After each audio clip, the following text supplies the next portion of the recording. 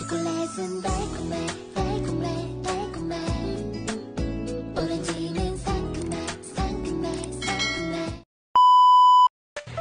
Hi, I'm Jason and referring to you. If you are American and want to learn how to cook sinigang pork from Philippines, what is sinigang? Sinigang is a Filipino soup or stew characterized by its sour and savory taste.